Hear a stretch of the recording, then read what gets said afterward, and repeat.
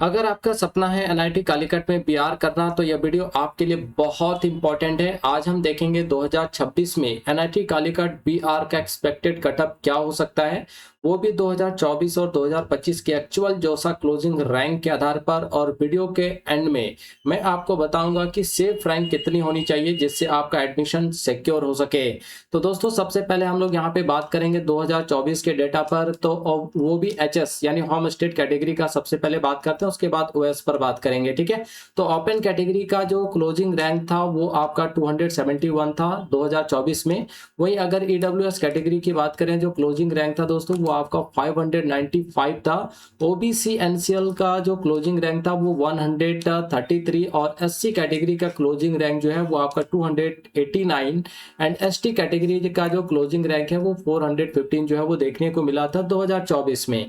अब हम लोग बात करते हैं ओएस कैटेगरी यानी अदर स्टेट के लिए। तो ओपन कैटेगरी का जो क्लोजिंग रैंक था वो था आपका 466 और ईडब्ल्यूएस का क्लोजिंग रैंक 136, ओबीसी एनसीएल का क्लोजिंग रैंक 299 और एससी कैटेगरी का जो क्लोजिंग रैंक था वो आपका 104 और एसटी कैटेगरी का जो क्लोजिंग रैंक 2024 में देखने को मिला था वो दोस्तों आपका 85 था। ठीक है, तो कहीं ना कहीं होम स्टेट में कंपटीशन जो है वो अदर स्टेट के कंपेयर में थोड़ा सा ज्यादा है, लेकिन जब हम लोग 2025 के डाटा पर बात करते हैं तो थोड़ा बहुत यहाँ पे जो है आपको वेरिएशन देखने को मिलेगा। तो सबसे पहले हम लोग एचएस की बात करते हैं, वो भी ओपन कैटेगरी। तो क्लोजिंग रैंक जो है वो आपका 241 था 2025 में और ईडब्ल्यूएस के लिए जो क्लोजिंग रैंक रहा वो आपका 3310 और ओबीसी एनसीएल के लिए क्लोजिंग रैंक आपका 85 और एससी के लिए जो क्लोजिंग रैंक था वो आपका 222 था। एसटी कैटेगरी का यहाँ पे कोई भी कैंडिडेट का सिलेक्शन नहीं हुआ था। ठीक है, अब हम लोग बात करते हैं ओएस कैटेगरी यानी अदर स्टेट के लिए। तो ओपनिंग रैंक था दोस्तों 289 और ईडब्ल्यूएस के लिए जो ओपनिंग रैंक था वो आपका था 98। ठीक है, ओबीसी एनसीएल का 254, एससी कैटेगरी का 65 और एसटी का जो क्लोजिंग रैंक रहा था वो आपका 19 था। अगर हम 2024 और 25 को कंपेयर करें तो एक इंटरेस्टिंग ट्रेंड जो है दोस्तों यहाँ पे दिखाई देता है। ओपन कैटेगरी में कटअप थोड़ा इंप्रूव हुआ यानी कंपटीशन थोड़ा सा यहाँ पे बढ़ा है और ओबीसी और एससी कैटेगरीज में भी कटअप थोड़ा लोअर रैंक पर क्लोज हुआ है, जिससे ये पता चलता है कि डिमांड बढ़ रही है। इसलिए 2026 में कटअप लगभग इसी रेंज के आसपास जो वो रहने की संभावना है। लेकिन हम लोग यहाँ पे बात करते हैं कि क्या आपका क्लोजिंग और ओपनिंग हो सकता है 2026 में।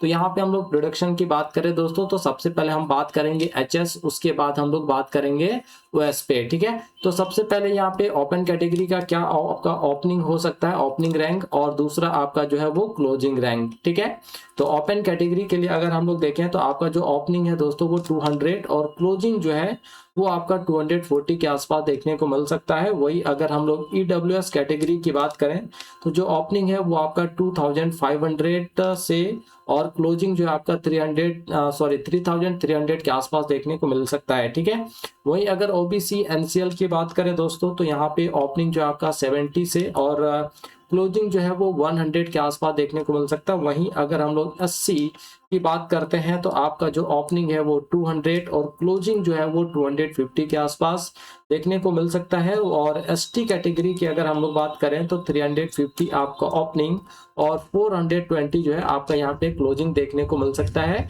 2026 में। ठीक है, अब हम लोग ओएस की बात करते हैं। तो ओपन कैटेगरी के लिए अगर हम लोग देखें तो ओपनिंग जो है आपका 250 और क्लोजिंग जो है वो कहीं ना कहीं 320 के आसपास देखने को मिलेगा। ठीक है, उसके बाद अगर हम लोग ईडब्ल्यूएस कैटेगरी की बात करते हैं तो ओपनिंग आपका 80 और क्लोजिंग जो है 120 के आसपास देखने को मिल सकता है दोस्तों। ठीक है, ओबीसी एनसीएल की बात करें तो 220 ओपनिंग और 280 जो है वो कहीं ना कहीं आपका क्लोजिंग हो सकता है। वहीं एससी का ओपनिंग 80 पर और क्लोजिंग जो है ओपनिंग 50 और क्लोजिंग जो 80 के आसपास देखने को मिल सकता है 2026 में। और एसटी के लिए जो ओपनिंग है वो कहीं ना कहीं आपका 15 और क्लोजिंग जो है दोस्तों वो 30 के आसपास आपको जो है देखने को मिलेगा। ठीक है, तो ये एक प्रिडिक्शन है आपका एक्सपेक्टेड 2026 में कि आपका क्या ओपनिंग और क्लोजिंग हो सकता है कैटेगरी वाइज।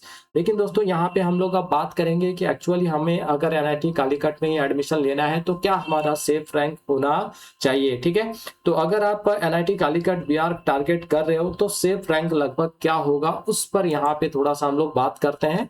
ठीक है, 2026 सेफ रैंक, तो अगर आप एचएस कैटेगरी से आते हैं और जनरल कैटेगरी के हैं दोस्तों, तो अंडर 200 अगर आपका रैंक आ रहा है तो एक तरह से यहाँ पे आप सेफ हैं, यानी आपका जो पोजीशन है वो काफी स्ट्रांग है। और ईडब्ल्यूएस की अगर हम लोग बात करें तो 2500 के आसपास, ओबीसी एनसीएल है तो 80, और एससी के लिए 200 और एसटी के लिए 350 के आसपास जो है आपका सेफ रैंक हो सकता है।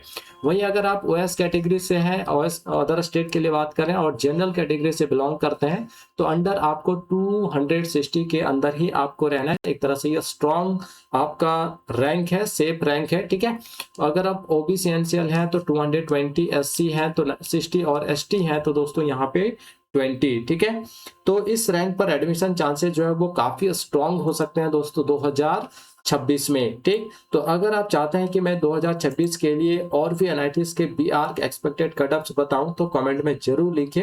वीडियो हेल्पफुल लगी हो तो लाइक और सब्सक्राइब जरूर करें, क्योंकि यहाँ आपको जोसा काउंसलिंग, एनआईटी कटअप्स और एडमिशन स्ट्रेटेजी की पूरी जानकारी मिलती है।